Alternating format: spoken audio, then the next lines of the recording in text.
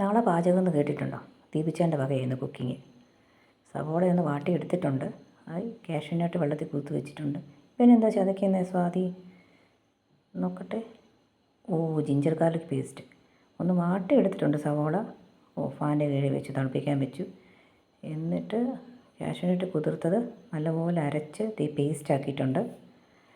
പിന്നെന്താ, ആ വാട്ടിയെടുത്ത സവോള മിക്സിയുടെ ജാറിനകത്തോട്ട് ഇട്ടു. മുഴുവൻ ഇട്ടില്ല കേട്ടോ, കുറച്ചേ ഇട്ടിട്ടുള്ളൂ. കറിവേപ്പില അതിനകത്ത് ഇട്ടിട്ടുണ്ട്. മുഴുവനായിട്ട് വഴറ്റിയിട്ടില്ല, ഒന്ന് വാട്ടിയെടുത്തതേ ഉള്ളൂ. അതിനകത്തോട്ട് അയ്യോ മല്ലിച്ചപ്പ് ഒരു പിടി, കുറേയേറെ ഉണ്ടല്ലോ മല്ലിച്ചപ്പ്. നോക്കാം. ചതച്ച് വെച്ച ജിഞ്ചർ ഗാർലിക്ക് അത് ഇട്ടു. പിന്നെന്താ ഇട്ടെ, നോക്കട്ടെ എന്താ ചെയ്യുന്നത്.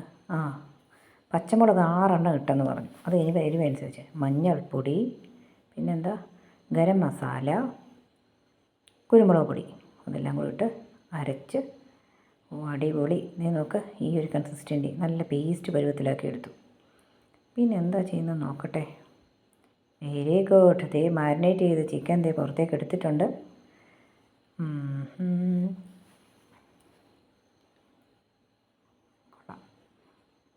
നേരത്തെ ബാക്കിയിരുന്ന വാട്ടിയ സവോള ഒന്നുകൂടെ വാട്ടുകയാണ് കേട്ടോ. ഇപ്പം നല്ലപോലെ വഴറ്റുന്നുണ്ട്. എന്നിട്ട് ആ പേസ്റ്റ് എല്ലാം കൂടെ ഇതിനകത്തോട്ടിട്ട് കാഷ്യൂനട്ടൊക്കെ അരച്ച് പേസ്റ്റ് ചേർത്തിട്ടുണ്ട് കേട്ടോ.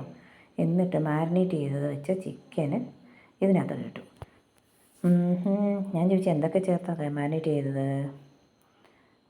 അടിപൊളി. ഗരം മസാല, കുരുമുളക് പൊടി, ജിഞ്ചർ ഗാർലിക് പേസ്റ്റ്, തൈര്, ഇതെല്ലാം ചേർത്താണ് മാരിനേറ്റ് ചെയ്തിരിക്കുന്നത്. കൊള്ളാം. ഉപ്പും ചേർത്തിട്ടുണ്ട് കേട്ടോ മാരിനേറ്റ് ചെയ്തപ്പോൾ. സെറ്റ്. അടിപൊളി ചിക്കൻ കറി റെഡി ആക്കിയിട്ടുണ്ട് ദീപിച്ചേൻ്റെ വക. നോക്കാം, എന്തായാലും ടേസ്റ്റ് കാണും. നോക്ക്, ചപ്പാത്തി എടുത്തു, ചിക്കൻ കറി, പച്ച ചിക്കൻ കറി, മല്ലിയില ചിക്കൻ കറി. Very good.